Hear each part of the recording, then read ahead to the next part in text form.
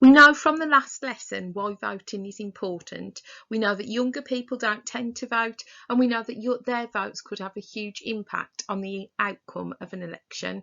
But what we're going to look at now is different debates over who should be allowed to vote and who isn't. So you imagine you're in class and they're going to have a vote on whether or not you should have homework today.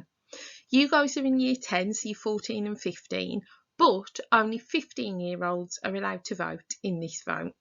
So if you're 14, you can't vote.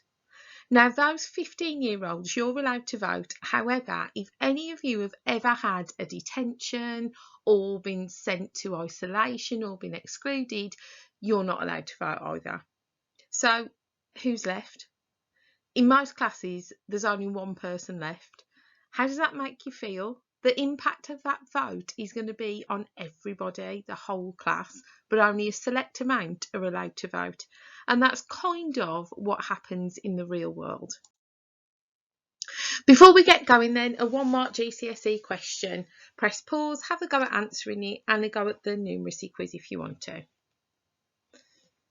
And yet the answer to the GCSE question is 18. So that means that when you leave this school, you cannot vote for another 2 years. You learn about politics in school, but then by the time you've kind of turned 18 and had all those parties and everything, you might have forgotten it all. And we get a lot of 18 to 24-year-olds who don't vote. Remember, in the 2019 election, it was only 58% of that group that voted. So nearly half of all young people are not accounted for in elections.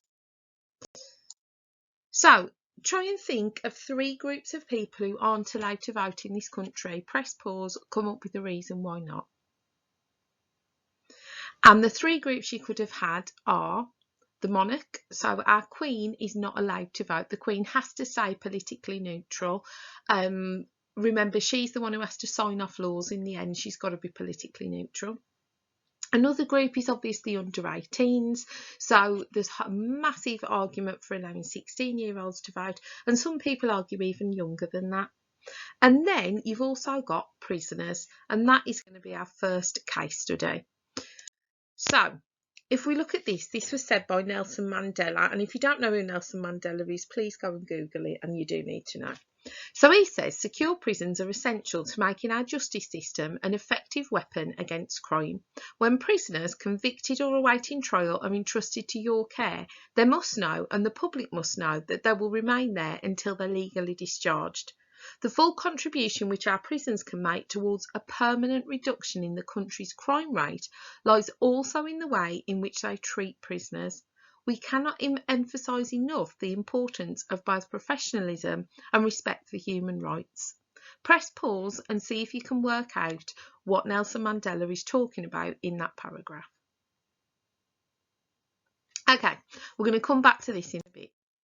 So should prisoners have the right to vote? There are loads of different videos that you can Google on YouTube. Please remember, the vast amount of videos will be biased. So if you Google prisoners should get the vote or prisoners should not get the vote, you're going to come up with a lot of biased stuff. Just like history, when you look at the provenance of a source, you have to check the reliability of your evidence. So make sure that if you are looking at a biased site, which one of the things on here is clearly biased, just bear that in mind. So what you are asked to do then, you are going to put together arguments to answer this 8-mark GCSE question. It says all prisoners should have the right to vote in elections, considering a range of views to what extent you agree with this statement, and you should consider how we deal with those who commit crime and who can and can't vote. But before we get to this question, you need to have your arguments. So let's think of some arguments for and against prisoners voting. Press pause and have a go at trying to think of 2 points on each side.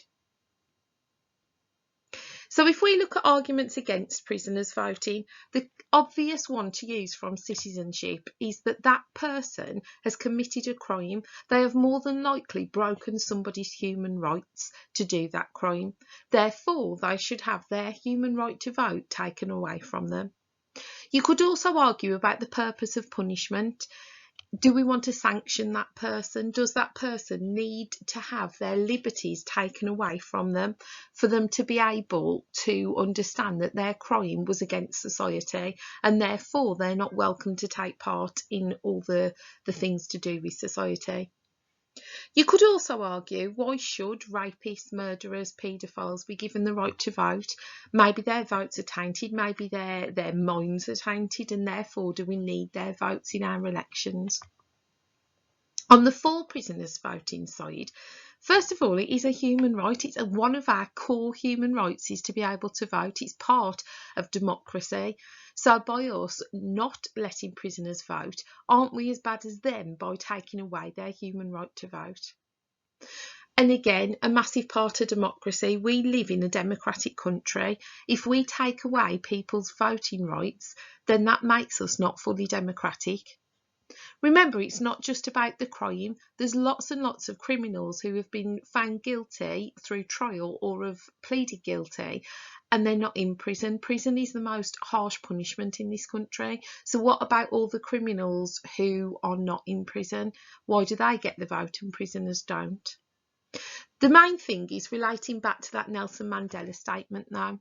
What he is arguing, and what a lot of people argue, is that if we allow prisoners to vote, we are involving them in society, we are making them part of a society. If we educate them on politics, if we give them the chance to be a productive member of society, that we are therefore bringing them in and maybe a positive person within society. If we exclude them from the democratic process, e.g. we don't let them vote, we're actually pushing them further out of mainstream society. And when you're on the fringes, when you're not feeling part of your local area, when you're not feeling part of the democratic process, when you feel powerless, that is when crime happens. So actually we might be causing more crime than reducing it. Remember, the purpose of punishment in the 21st century is much more about rehabilitation, making that a better person. So we've got to look at that too.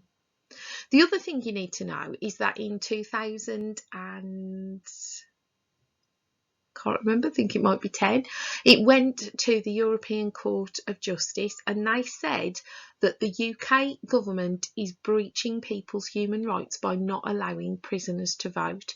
So we have been told by Europe that we have to allow prisoners to vote. The MPs held an election in Parliament, a vote in Parliament to see if we should, and they voted against it.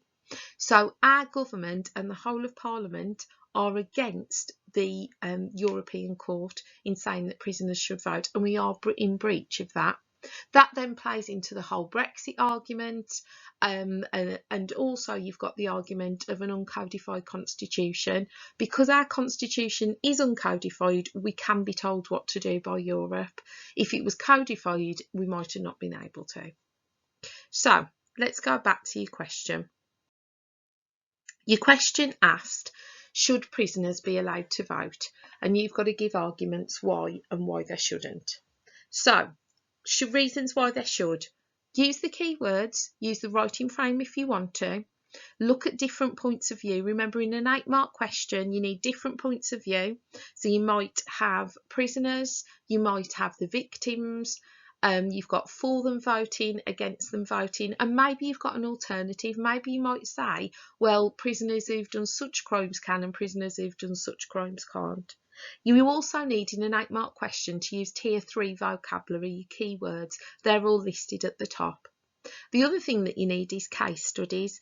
So we haven't got a direct case study for this, but the question does ask you to talk about people who can't vote. So for example, you guys can't vote. Even when you're 16, you can't vote. Think about the impact that could have if 16-year-olds could vote and the reasons they might want to do it, and they might feel aggrieved if prisoners can vote. Okay, so there you go. Different points of view, your key terms, your case studies, and relate it back to the question in your conclusion.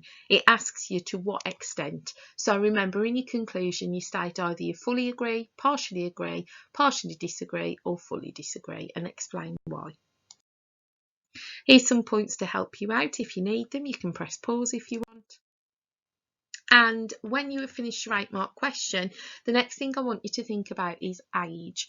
We're not going to do an 8-mark question on this, but I want you to come up with 2 points for and 2 points against 16-year-olds being able to vote. Think about some of the key terms we've used and think about what you guys will know a lot better, what 16-year-olds are like. Good luck.